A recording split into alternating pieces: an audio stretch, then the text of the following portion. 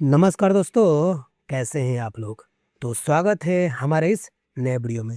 तो दोस्तों, आज की इस वीडियो में हम बात करेंगे बिहार स्पेशल, यानी कि टॉप कितने प्रश्न। तो टॉप 2000 जो प्रश्नों का हम सीरीज चला रहे हैं, उसी सीरीज का आज का वीडियो नंबर कितना है? 42 नंबर है। ठीक है ना दोस्त। देखिए दोस्त, नए विद्यार्थियों को बता देना चाहते हैं कि इससे पहले यानी कि पार्ट 41 तक हम पूरा का पूरा कंप्लीट करवा दिए हैं। आप हमारे चैनल पे प्लेलिस्ट बना दिए गए, वहां पे आप जाके देख सकते हैं। ठीक है ना दोस्त। अब हम चलते हैं, कुछ और बातें कर लेते हैं। देखिए दोस्त, आप बिहार का ना किसी भी एग्जाम को तैयारी कर रहे हो, जैसे में बीपीएससी हो गया, बिहार एसआई हो गया, बिहार एसएससी हो गया, बिहार पुलिस हो गया, या फिर बिहार सीजीएल हो, यानी कि राज्य स्तरीय किसी भी परीक्षा की तैयारी कर रहे हो, एक बार इस सीरीज को ना ईमानदारी से देखिए। आपको खुद मालूम चलेगा कि ये सीरीज आपके लिए कितना ज्यादा महत्वपूर्ण होने वाला है। क्यों? क्योंकि इस सीरीज में ना हम आपके लिए पी बाई क्यू, यानी कि बिहार में जितने भी एग्जाम हुए हैं ना, सब का सब इसमें पी बाई क्यू इंक्लूड किया गया है। साथ ही साथ जितने भी वीवीआई क्वेश्चन बन सकते हैं, सब का सब इसमें जो है एनसीईआरटी बेस्ड क्वेश्चन कंप्लीट करवाया गया है। ठीक है ना। तो दोस्तों, इस सीरीज को ना बिल्कुल करना ना भूलें। सच में अगर आपको बिहार में किसी भी एग्जाम की आप तैयारी कर रहे हैं तो। ठीक है ना दोस्त। तो चलिए अब बिना समय गंवाए आज के प्रश्नों को देख लेते हैं कि आज के जो प्रश्न है कितने महत्वपूर्ण होने वाले हैं। ठीक है ना। तो चलिए बिना समय गंवाए आज के प्रश्न को शुरू करते हैं। तो देखिए दोस्तों, आज का जो प्रश्न क्या है, कितना नंबर है? 411 नंबर है, यानी कि 410 तक पूरा कंप्लीट करवा दिया गया हमारे चैनल पे।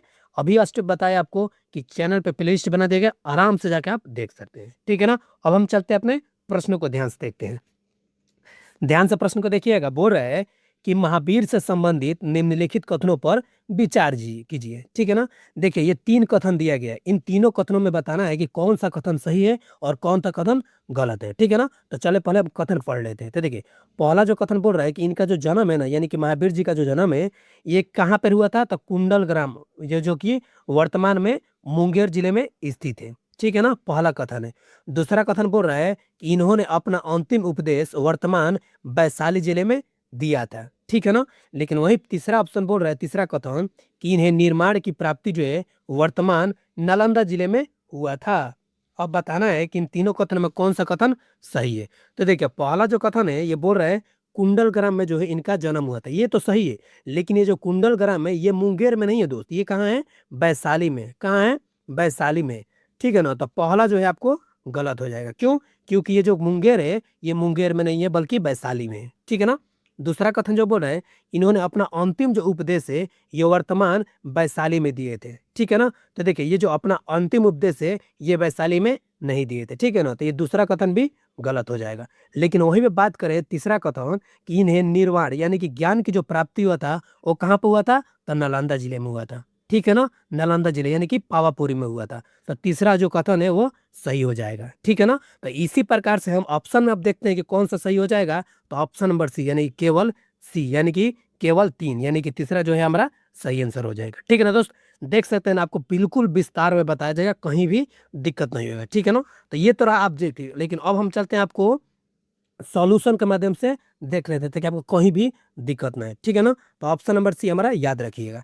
अब हम चलते हैं सॉल्यूशन के माध्यम से एक बार समझ लेते थे। देखिए, पहला कथन क्यों गलती हुआ तो जस्ट आपको बताते हैं। देखिए, यह पहला कथन है कि महावीर जी का जो जन्म था ये कुंडल ग्राम में हुआ था, जो कि वर्तमान में किस जिले में स्थित है? तो वैशाली जिले में स्थित है। लेकिन वहां पर क्या लिखा था? मुंगेर। ठीक है ना। जो कि मुंगेर में नहीं है। ठीक है ना। यानी कि महावीर का जो जन्म है ये कुंडलग्राम में हुआ था, जो कि वैशाली जिले में कुंडलग्राम है। ठीक है ना। दूसरा जो कथन बोल रहा था कि महावीर स्वामी ने जो अपना अंतिम उपदेश है वो कहाँ पर दिए थे?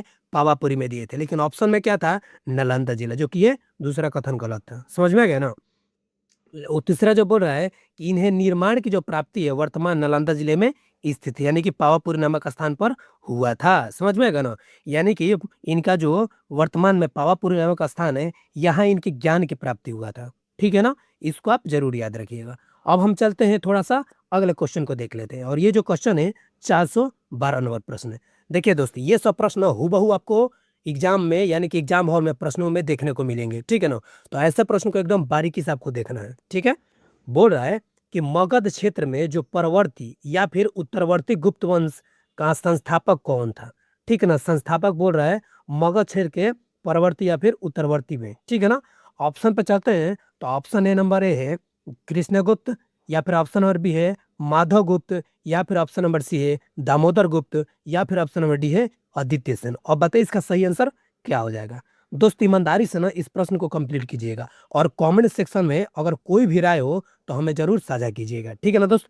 तो देखिए इसका सही आंसर क्या हो जाएगा, तो ऑप्शन नंबर यानी कि कृष्णगुप्त हो जाएगा, ठीक है ना। यानी कि जो मगध क्षेत्र में परवर्ती और उत्तरवर्ती गुप्त वंश का जो संस्थापक थे वो कौन थे, तो कृष्णगुप्त थे। ऑप्शन नंबर ए हमेशा याद रखिएगा, ठीक है ना दोस्त।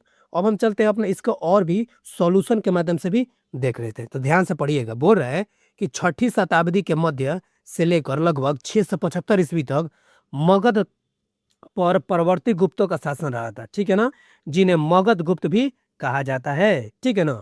वे जो है शाही गुप्त वंश का विस्तार नहीं थे, बल्कि एक अलग ही लघु वंश थे जिनका नाम जो है अलग से ही गुप्त वंशी था, ठीक है ना। तो इसको आप जरूर याद रखिएगा, ठीक है ना।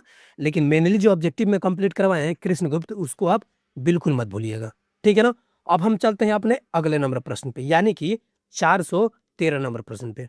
बोल रहा है कि तुर्क सेनापति कौन थे, तुगरिल तुमन। तुगरिल तुमन के तिरहुत अभियान के समय में तिरहुत के जो शासक थे वो आखिर कौन था, ठीक है ना। तिरहुत के शासक पूछ रहे हैं किस समय में, तो तुर्क सेनापति की जब अभियान कर रहे थे उस समय की बात बोल रहे हैं, ठीक है ना। अब हम चलते हैं अपने ऑप्शन पे। Option number A Ram Singh Dev, option number B है नान्य देव, या फिर ऑप्शन नंबर सी है नरसिंह देव, या फिर ऑप्शन नंबर डी है लक्ष्मण देव। अब बताइए इसका सही आंसर क्या हो जाएगा। तो देखिए इसका सही आंसर क्या हो जाएगा, तो ऑप्शन नंबर ए यानी कि राम सिंह देव हो जाएगा, ठीक है ना। यानी कि तुर्क सेनापति जो तुगरिल तुमन थे, उनको जब तिरहुत जो अभियान कर रहे थे उस समय जो तिरहुत के शासक थे वो कौन थे, राम सिंह देव थे, ठीक है ना। तो ऑप्शन नंबर ए हमारा सही आंसर हो जाएगा, ठीक है ना। अब हम चलते हैं एक्सप्लेनेशन के माध्यम से भी समझ लेते हैं ताकि आपको कहीं भी दिक्कत ना है। तो देखिए बोल रहा है समकालीन तिब्बती यात्री कौन थे, धर्म स्वामीन ने, ठीक है ना, कौन थे, धर्म स्वामीन ने तिरहुत क्षेत्र में तुर्क सेनापति तुगरिल सुमन के आक्रमण का वर्णन किया है। किसने, धर्म स्वामी ने तुगरिल तुमरन के आक्रमण का वर्णन किया है। हालांकि ये जो अभियान है एक असफल अभियान था, सफल नहीं हो पाया था, इसलिए इसको क्या माना जाता है, असफल अभियान था। इस समय जो है तिरहुत में कर्नाटक वंश के कौन थे, कर्नाटक वंश के जो शासक थे वो कौन से, राम सिंह देव थे, जो कि उनके शासन था, ठीक है ना। यानी कि तिरहुत कर्ण जो थे वो कर्नाटक वंश के शासक राम सिंह देव शासक थे, समझ में गए ना। तो देखिए ये जो प्रश्न है हम इसलिए आपको एक्सप्लेन कंप्लीट करवा रहे हैं। तो दोस्तों ऐसे प्रश्न आपको घूम फिर के बार बार देखने को मिलते हैं, तो एक बार इस चीज को ध्यान से देखते हुए चलिएगा, ठीक है ना। अब हम चलते हैं अपने अगले नंबर प्रश्न पे। बिना समय गए आपको पॉइंट टू पॉइंट कंप्लीट कराते चलेंगे, बस आप प्रश्नों को ध्यानपूर्वक देखते चलिएगा। बोल रहा है 414 नंबर प्रश्न बोल रहा है कि मुगल बादशाह जहांगीर द्वारा, ठीक है ना, मुगल बादशाह जहांगीर द्वारा वर्ष 1621 में बिहार का जो प्रांतपति किसे नियुक्त किया गया था, प्रांतपति किसे नियुक्त किया गया था, ठीक है ना। ऑप्शन पे चलते हैं, तो ऑप्शन नंबर है राजा मानसिंह के, या फिर ऑप्शन नंबर बी है राजकुमार अजीम जी, या फिर ऑप्शन नंबर सी है राजकुमार परवेज, या फिर ऑप्शन नंबर डी है मिर्जा अजीब कोकलदास। अब बताइए इसका सही आंसर क्या हो जाएगा, ठीक है ना। क्योंकि ये पूछ रहा है ना 1621 में बिहार का जो प्रांतपति किससे नियुक्त किया गया था। तो दोस्त बिल्कुल याद रखिएगा, ये जो राजकुमार परवेज है ऑप्शन नंबर सी, इन्हीं को नियुक्त किया गया था, कब, 1621 में, ठीक है ना। कौन थे, राजकुमार परवेज, ठीक है ना।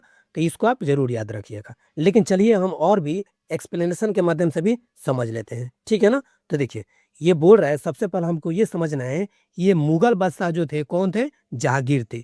इन्हीं के द्वारा ना 1621 में, किन के द्वारा, जहांगीर के द्वारा 1621 में बिहार का जो प्रांतपति राजकुमार परवेज को नियुक्त किया गया था। समझ में आ गया ना, किन के द्वारा, जहांगीर के द्वारा, कब, 1621 में। ये दो तीन पॉइंट्स है जो आप क्लियर रखिएगा तो आपको कहीं भी दिक्कत नहीं होगा, ठीक है ना दोस्त। तो राजकुमार परवेज को नियुक्त किया गया था। अब हम बात करते हैं अगले थ्योरी की। बोल रहा है अकबर के द्वारा राजा मान सिंह को बिहार का प्रांतपति नियुक्त किया गया था। अकबर के द्वारा राजा मान सिंह को बिहार का प्रांतपति नियुक्त किया गया था, समझ में आ गया ना। अब बात करते हैं अगले थ्योरी की। बोल रहा है कि ये जो राजकुमार अजीम जी थे उनको बिहार का ना सूबेदार औरंगजेब ने नियुक्त किया था। किसने नियुक्त किया था, औरंगजेब ने नियुक्त किया था। तो देख सकते हैं ना सॉल्यूशन से आपको 3-3 पॉइंट 4-4 पॉइंट कंप्लीट हो जा रहा है, ठीक है ना। 3 से 4 पॉइंट जो आपको कवर हो जा रहा है, जो कि बार बार एग्जाम में रिपीट होते रहते हैं, ठीक है ना दोस्त। तो बिल्कुल आप ध्यान से देखते हुए चलिएगा। अब हम चलते हैं अपने अगला नंबर प्रश्न पे, ठीक है ना। और अगला वाला प्रश्न क्या है, 15 नंबर सवाल है। बोल रहा है कि निम्नलिखित में से किस स्थान पर यह राष्ट्रीय झंडा फहराने के कारण फूलेना प्रसाद श्रीवास्तव को पुलिस की गोलियों का शिकार होना पड़ा था। ठीक है ना। देखिए ये जो प्रश्न है ना कितनी बार पूछा हुआ है, कभी घुमा फिर कर पूछता है, कभी सीधे से पूछता है, लेकिन बहुत बार बिहार के एग्जामों में पूछा गया है। ठीक है ना।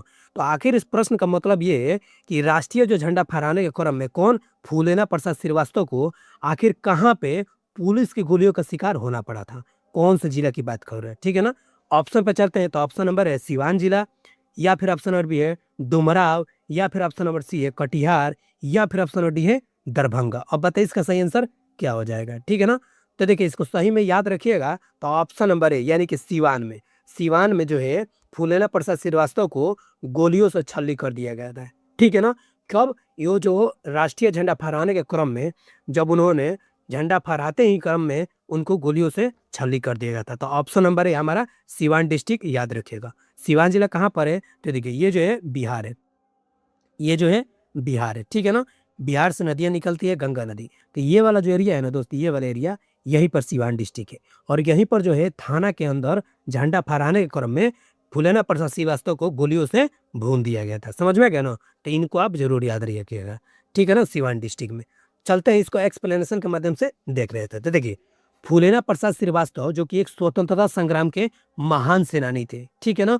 उन्होंने ब्रिटिश शासन के खिलाफ विरोध जताते हेतु राष्ट्रीय झंडा फहराया था। ठीक है ना। और यह जो है ना सहकारी कार्य उन्होंने बिहार के किस जिले में? सिवान जिले में किया था, जो कि उस समय ना ब्रिटिश सरकार की सीधी चुनौती थी। ठीक है ना। लेकिन उसी टाइम जो क्या हुआ था, उनके इस कार्य से क्रुद्ध होकर ब्रिटिश पुलिस ने उन पर गोलीबारी की, जिसकी वजह से वो शहीद हो गए थे। ठीक है ना। तो ये चीजें आप जरूर याद रखिएगा। ठीक है ना। ये जो स्वतंत्रता सेनानी है इनको तो आपको बिल्कुल भूलना ही नहीं है। ठीक है ना। इससे प्रश्न जो है आपको बार बार देखने को मिल जाए। ठीक है। अब हम चलते हैं अपने अगले नंबर प्रश्न पे। अगला नंबर जो प्रश्न है 416 नंबर प्रश्न है। बोल रहे हैं तत्कालीन बिहार में संपन्न किस बौद्ध संगीति के दौरान, ठीक है ना, अभिधम पिटक की रचना की गई थी। देखिए बौद्ध संगीति तो 4 हुई है, कितनी हुई है?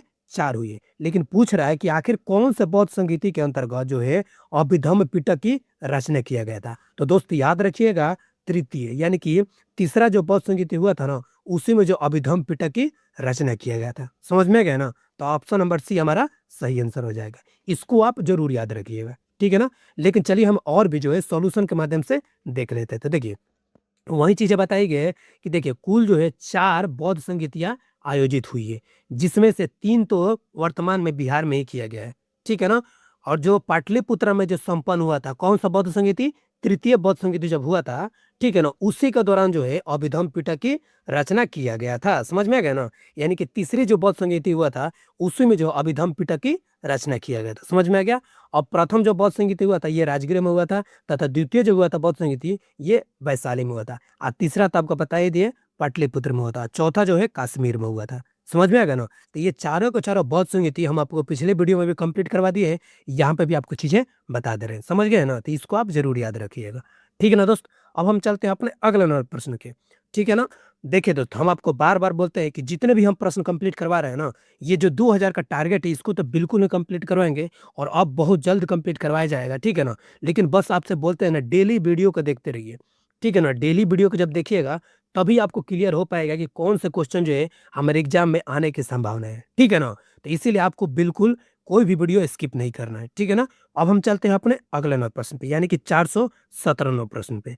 बोल रहा है कि रत्नाकर जो है, रत्नाकर, रक्षित, दीपंकर, श्री ज्ञान आदि आचार्य का जो संबंध है आखिर वो किस विश्वविद्यालय से था। ठीक है ना।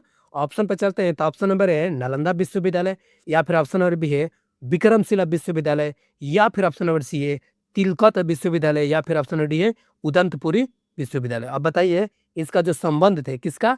रत्नाकर, रक्षित, दीपांकर जो श्री ज्ञान थे, ठीक है ना, इन्हीं जो आचार्य का जो संबंध है आखिर किस विश्वविद्यालय से था। ठीक है ना। तो बताइए इसका सही आंसर क्या हो जाएगा। तो दोस्तों याद रखिएगा ऑप्शन नंबर यानी कि नालंदा विश्वविद्यालय से इनका संबंध था। कौन? ये जो रत्नाकर, रक्षित, दीपंकर, श्रीज्ञान आदि आचार्य का जो संबंध था वो किस विश्वविद्यालय से था? तो ऑप्शन नंबर यानी कि नालंदा विश्वविद्यालय से था। समझ में आ गया दोस्त? तो ये चीजें आप जरूर याद रखिएगा, ठीक है ना। लेकिन चलिए और भी हम सॉल्यूशन के माध्यम से समझ लेते हैं ताकि आपको कहीं भी दिक्कत ना है, ठीक है ना। ध्यान से समझिएगा। देखिए ये बोल रहा है विक्रमशिला विश्वविद्यालय की जो स्थापना है ये किसने किया था? पाल वंश के जो शासक थे कौन थे? धर्मपाल ने 8वीं शताब्दी में किया था। कब किया था? 8वीं शताब्दी में किया था। ये जो विश्वविद्यालय है ना ये बिहार के कहाँ पर है? भागलपुर जिले में स्थित है, ठीक है ना। जो भी विद्यार्थी भागलपुर के होंगे उनको तो मालूम होगा, आज जो नहीं होंगे वो जानकारी के लिए बता देना चाहते हैं कि ये जो है भागलपुर जिला में स्थित है। यहाँ पर किन किन चीजों की शिक्षा दी जाती है? तो याद रखिएगा, बौद्ध धर्म, विशेषकर ब्रजयान परंपरा का प्रमुख शिक्षा केंद्र भी था। इसको आप जरूर याद रखिएगा, समझ में आ गया ना। लेकिन आपको मेनली क्या याद रखना है कि जो इसकी स्थापना किए थे ये कौन किए थे? पाल वंश ने किया था। और वो भी पाल वंश के किसने किया था? तो धर्मपाल ने किया था 8वीं शताब्दी में। समझ में आ गया ना। और ये जो ऑब्जेक्टिव में कंप्लीट करवाए इसको तो आपको बिल्कुल नहीं भूलना है, ठीक है। तो चलिए हम अब अगले प्रश्न पे चलते हैं। अगला जो प्रश्न क्या है? ये जो प्रश्न है 418 नंबर प्रश्न है। ये दोस्तों आपको बिल्कुल क्वेश्चन ध्यान में रखना है। ये जो क्वेश्चन है ये पी बाई क्यू है, ठीक है ना। और ये जो क्वेश्चन जो है पूछा हुआ क्वेश्चन है, ठीक है ना। बोल रहा है एक कथन है, ये कथन को आखिर किसने बोला है? तो सबसे पहले कथन को पढ़ लेते हैं। बोल रहा है कि हम बहुत बड़ी भूल करेंगे यदि हम बिहार की जनता और उसके मंत्रिमंडल को लीग के नेताओं के हिंसक व असभ्य आक्रमणों के आगे छोड़ देंगे। वर्ष 1946 में यह बात आखिर किसने कही थी? ठीक है ना। ये जो कथन है ये बात है आखिर किसने कही थी, ठीक है ना। ऑप्शन पे चलते हैं। तो ऑप्शन नंबर है सरदार पटेल, या फिर ऑप्शन नंबर बी है जवाहरलाल नेहरू, या फिर ऑप्शन नंबर सी है महात्मा गांधी, या फिर ऑप्शन नंबर डी है राजकुमार शुक्ला। अब बताइए इसका सही आंसर क्या हो जाएगा। पिछले वीडियो में बहुत बार ये क्वेश्चन कंप्लीट करवाए हैं, ठीक है ना, बहुत अलग अलग तरीकों से। लेकिन इस बार जो सीधे कथन लेकर आए हैं कि जो व्यक्ति है आखिर ये किसने ये बात बोला था, ठीक है ना, कि हम बहुत बड़ी भूल करेंगे, ठीक है ना। तो कौन सा इसका सही आंसर कौन सा हो जाएगा? तो ऑप्शन नंबर यानी कि सरदार पटेल जी के द्वारा ये बात बोला गया था, ठीक है ना। तो ऑप्शन नंबर ये हमारा सही आंसर हो जाएगा, ठीक है ना। ऐसे प्रश्न को बिल्कुल नहीं भूलना है। अब हम चलते हैं आपको अपने एक्सप्लेनेशन के माध्यम से समझ लेते हैं। तो देखिए ये थोड़ा सा बारीकी से समझिएगा दोस्त ताकि आपको आगे कभी भी दिक्कत ना आए। तो देखिए बोल रहा है कि वर्ष 1946 में, ठीक है ना, वर्ष 1946 में भारत में राजनीतिक जो है स्थिति अत्यंत तनावपूर्ण थी। कब? 1946 में। मुस्लिम लीग द्वारा सीधी कार्रवाई दिवस और अन्य उग्र आंदोलनों के चलते कई स्थानों पर ना सांप्रदायिक हिंसा फैल गई थी। यानी कि धर्म के नाम पे सांप्रदायिक हिंसा फैल गई थी, जिसमें से भी बिहार भी उसी में शामिल था। देखिए कितना बेहतरीन तरीके से चीजें बताई गई थी, ठीक है ना।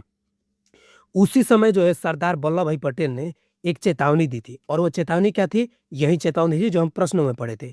क्या थी चेतावनी? कि हम बहुत बड़ी भूल करेंगे यदि हम बिहार की जनता और उसके मंत्रिमंडल को लीग के नेताओं के हिंसक और असभ्य आक्रमणों के आगे छोड़ देंगे। तो ये कौन बोले थे? सरदार पटेल ने बोले थे। कब बोले थे? तो वर्ष 1946 में बोले थे। समझ में गए ना। इस कथन के माध्यम से सरदार पटेल ने यह स्पष्ट किया कि देश के किसी भी हिस्से में अगर हिंसा होती है तो केंद्र और कांग्रेस को चुप नहीं बैठना चाहिए। यही उनके कहने का मतलब था। समझ में आ गया ना। तो इस कथन को आप जरूर याद रखिएगा। और कथन बोलने वाले कौन थे? सरदार पटेल को बिल्कुल आपको नहीं भूलना है, ठीक है ना। तो इसको आप जरूर याद रखिएगा, ठीक है। अब हम चलते हैं अपने अगले नंबर प्रश्न पे, ठीक है ना। अगला जो प्रश्न क्या है 419 नंबर सवाल है, ठीक है ना। बोल रहा है बिहार के जो सारण जिले को ब्रिटिश सरकार द्वारा आखिर कब एक आपराधिक ग्रस्त जिला घोषित किया गया था? देखिए कितनी बार क्वेश्चन क्या पूछा है मालूम है आपको? कितनी बार क्वेश्चन पूछा हुआ है कि आखिर जो है ब्रिटिश सरकार ने बिहार के किस जिले को अपराधग्रस्त जिला घोषित किया है, ठीक है ना। ऐसे प्रश्न भी पूछता है तो आपको याद रखिएगा सारण जिले को ना अपराधग्रस्त जिला घोषित किया था। लेकिन इस प्रश्न में क्या पूछा हुआ है कि आखिर कब किया था, ठीक है ना। आखिर कब घोषित किया था अपराधग्रस्त जिला सारण जिले को, कब घोषित किया था, ठीक है ना। तो ऑप्शन पे आते हैं। तो ऑप्शन नंबर है 1917 में, या फिर ऑप्शन नंबर बी है 1918 में, या फिर 1930 में, या फिर ऑप्शन नंबर डी है 1942 में। तो दोस्त बिल्कुल आपको नहीं भूलना है और याद रखना है ये जो बिहार का जो सारण जिला है, ठीक है ना, इसको ब्रिटिश सरकार ने 1942 में अपराधग्रस्त जिला घोषित कर दिया गया था। समझ में आ गया ना। अब क्यों किया गया था चलिए हम आपको सॉल्यूशन के माध्यम से बता देते हैं। लेकिन ये याद रखिएगा ये ऑप्शन नंबर डी 1942 में घोषित किया गया था, ठीक है ना। तो चलिए हम समझ लेते हैं ठीक है ना, इसको आप बारीकी से समझिएगा। तो देखिए वर्ष 1942 में, ठीक है ना, भारत छोड़ो आंदोलन की शुरुआत हुई थी, ठीक है ना। यह जो आंदोलन था ये कब हुआ था? 9 अगस्त 1942 को शुरू हुआ था। और ये ना पूरे भारत में ना व्यापक स्तर पर ब्रिटिश शासन के खिलाफ जन आंदोलन बन गया था। समझ में गया ना, क्या बन गया था? जन आंदोलन बन गया था। इसको आप जरूर याद रखिएगा। वहीं पे बात करते हैं, बिहार इस आंदोलन का ना एक प्रमुख केंद्र बना था। और इसमें जो सारण जिला था, उसके जो युवा थे वो स्वतंत्रता सेनानियों ने जोरदार भागीदारी की थी। समझ में गया ना। और इसी क्रम में ना इसी प्रकार के व्यापक विद्रोही गतिविधियों और प्रशासनिक नियंत्रण के अभाव के कारण ब्रिटिश सरकार ने 1942 में सरकार जो सारण जिला है उसको आपराधिक ग्रस्त जिला घोषित कर दिया गया था। ठीक है ना। देखिए दोस्तों, ये चीजें आप जो व्याख्या में पढ़ रहे हैं इसके लिए आप बिल्कुल मत भूलिए। इसको हम टेलीग्राम पे भेज देंगे ताकि आपको रिवीजन करने में कोई भी दिक्कत नहीं आएगा। ठीक है ना। तो आगे हम बताएंगे टेलीग्राम की लिंक आपको कहाँ दिया जाएगा। ठीक है ना। तो इसको आप जरूर याद रखिएगा, जो चीज़ें हम कंप्लीट करवा रहे हैं, ताकि आगे जब क्वेश्चन बने तो आपको कहीं भी दिक्कत ना आए। ठीक है ना। चलिए हम अगले प्रश्न पे चलते हैं। और अगला जो प्रश्न है 420 नंबर प्रश्न है। बोल रहा है कि निम्नलिखित में से किस नदी का संबंध जो है उत्तरी गंगा के मैदान से नहीं है। देखिए नहीं पूछ रहा है, तो जब भी आपको बताया है ना कि जब भी नहीं पूछे आप उसको गोला लगा दीजिएगा। ठीक है ना। तो बोल रहा है कि आखिर जो कौन सी नदी है उसका जो संबंध है ये उत्तरी गंगा मैदान से नहीं है। ठीक है ना। 4 ऑप्शन दिए गए, इस आपको ऑप्शन को ध्यान से समझना है। ऑप्शन नंबर ए है गंडक नदी, या फिर ऑप्शन नंबर बी है महानंदा नदी, या फिर ऑप्शन नंबर सी है फल्गु नदी, या फिर ऑप्शन नंबर डी है कोसी नदी। तो देखिए दोस्त, एक बार एक चीज समझ लीजिए, यहाँ पर तो हम आपको मैप लगाए ही हैं, लेकिन एक बार हम आपको ये चीज़ें बता देना चाहते हैं। ठीक है ना। ये बिहार का मैप है, ठीक है, इसको समझ लीजिए। ये बिहार है, बीच में से गंगा नदी निकलती है। ये वाली गंगा नदी कितने जिले से निकलती है दोस्त? तो टोटल 12 जिले से निकलती है गंगा नदी। ठीक है ना। तो देखिए ये वाला जो ऊपर वाला एरिया है ना दोस्त, ये ऊपर वाला एरिया, इसको क्या बुलाता है? इसको बुलाता है नॉर्थ बिहार। ठीक है ना। और गंगा नदी के जस्ट नीचे वाला जो एरिया है इसको क्या बुलाता है? साउथ बिहार। ठीक है ना। तो ये जो नॉर्थ बिहार से जितनी भी नदियां आ रही है इसको बुलाया था नॉर्थ बिहार की नदियां। ठीक है ना। तो यही जो पूछा हुआ है कि आखिर उत्तर गंगा की जो नदी है आखिर इनमें से कौन सी नहीं है। तो देखिए पहला जो चलते हैं गंडक नदी, ये जो भी है, ये जो गंडक नदी है ये भी जो है उत्तर बिहार की नदी है, यानी कि इधर से आती है। ठीक है ना। ऑप्शन नंबर बी है महानंदा नदी, ये भी जो नदी है ना ये भी उत्तर बिहार की नदी है। ठीक है ना। बात करते हैं फल्गु नदी। तो देखिए दोस्त, फल्गु जो नदी है ना ये दक्षिण बिहार से आती है, यानी कि इधर से फल्गु नदी आती है। ठीक है ना। यानी दक्षिण बिहार से फल्गु नदी आती है। ठीक है ना। लेकिन वही पे बात करें कोसी नदी, यानी कि ऑप्शन नंबर डी, ये जो कोसी नदी है ये भी जो है उत्तर बिहार की नदी है। ठीक है ना।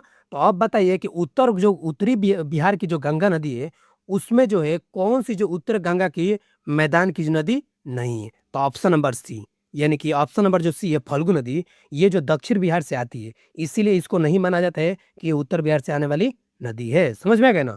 तो ऑप्शन नंबर सी हमारा सही आंसर हो जाएगा। ठीक है ना। यानी कि ये जो तीनों की तीनों जो नदी है गंडक महानंदा कोसी, ये उत्तर बिहार की नदी है। लेकिन बात करें फल्गु नदी, तो ये जो फल्गु नदी है ये दक्षिण बिहार की नदी है। समझ में गया ना। तो इसको आप जरूर याद रखिएगा। यहाँ पर मैप भी लगा दिए हैं, इसको आप ध्यान से देख लीजिए। ठीक है ना। नहीं तो चलिए हम आपको सॉल्यूशन के माध्यम से दिखा देते हैं। तो देखिए उत्तर गंगा के जो मैदान की मुख्यतः, ठीक है ना, उत्तर गंगा जो मैदान है ये मुख्यतः गंगा नदी के उत्तर में फैला हुआ है उपजाऊ क्षेत्र है। ठीक है ना। जिसमें कई प्रमुख नदियां बहती है। समझ में आ गया ना। अब देखिए पहला जो नदी है गंडक नदी, ये नेपाल से निकलती है और बिहार के उत्तरी गंगा से मैदान में होकर बहती है। ठीक है ना। दूसरा जो बात करते हैं महानंदा नदी की, ये भी है उत्तरी बिहार में बहती है और उत्तरी गंगा मैदान का हिस्सा है। ठीक है ना। अब बात करते हैं कोसी नदी की, इसे बिहार का शोक कहा जाता है। ये तो आपको कंप्लीट कराए हैं। और एक और बात दोस्त, की जितनी भी हम नदियों का जो सीरीज है ना हमारे प्लेलिस्ट बना दिए हैं, आप जाके देख सकते हैं। बिहार की जितनी भी नदियां हैं ना सबको ए टू जेड कंप्लीट करवा दिए हैं, कि बिहार में कोई भी एग्जाम में बैठी आपको नदियों से एक भी क्वेश्चन छूटने वाला नहीं है। तो जाइए हमारे चैनल पर पूरा प्लेलिस्ट बना दिया गया है, कहीं भी आपको दिक्कत नहीं होगा। ठीक है ना। तो देखिए ये कोसी नदी है, इसको बिहार का शोक कहा जाता है और ये उत्तर बिहार की गंगा की नदी है। समझ में गया ना। बात करते हैं फल्गु नदी की, जिसका स्रोत जो है गया के पास है। गया जो है दक्षिण बिहार का एक जिला है, उसी के पास से है। ठीक है ना। ये गंगा नदी के दक्षिणी भाग में बहती है। समझ में आएगा ना। तो इसको आप जरूर याद रखिएगा। ठीक है ना दोस्त। तो देखिए दोस्त, आज जो है हमारा टोटल क्वेश्चन कितना कंप्लीट होता है? तो 420 क्वेश्चन कंप्लीट होता है। और ये 420 क्वेश्चन है दोस्तों काफी ज्यादा वीवीआई क्वेश्चन है। ये 420 जो भी नहीं देखे हैं पूरा प्लेलिस्ट बना दिया गया, आप आराम से जाके देख सकते हैं। ठीक है ना दोस्त। देखिए तो बहुत सारे बोलते हैं विद्यार्थी के साथ रिवीजन करने के लिए पीडीएफ दे दीजिए। तो दोस्त निश्चिंत रहिए, इसका जो पीडीएफ है हमारे टेलीग्राम पे लिंक दे दिए डिस्क्रिप्शन में, वहाँ से आप जाके ज्वाइन कर सकते हैं या फिर इस क्यूआर कोड को भी स्कैन करके आप ज्वाइन हो सकते हैं। और सबसे बड़ी बात क्या है, इस टेलीग्राम पे आपको सिर्फ पीडीएफ ही नहीं बल्कि आपको जितनी भी बिहार की वैकेंसी है आपको मिनटों में जो है वहाँ पर अपडेट कर दिया जाता है, ठीक है ना? और साथ ही साथ करंट अफेयर जितने भी बन सकते हैं सबको सब वहाँ पे भी अपडेट किया जाता है, ठीक है ना? तो वहाँ पे आप जाके ज्वाइन कर सकते हैं, ठीक है ना? इसका डिस्क्रिप्शन में भी लिंक दे दिया गया है, नहीं तो इसका क्यूआर कोड को भी स्कैन कर सकते हैं, ठीक है ना? एक और बात कि जो भी विद्यार्थी इस चैनल को सब्सक्राइब नहीं किए हैं, दोस्त अगर बिहार के किसी भी एग्जाम को तैयारी कर रहे हैं ना, इस चैनल को एक बार जरूर सब्सक्राइब कर लीजिए। क्यों? क्योंकि आने वाले जितने भी वैकेंसी है ना, उसमें आपको खुद मालूम चलेगा ये चैनल आपके लिए कितना ज़्यादा रामबाण साबित होने वाला है। ठीक है ना दोस्त? तो चलिए मिलते हैं नेक्स्ट वीडियो में, तब तक के लिए बाय।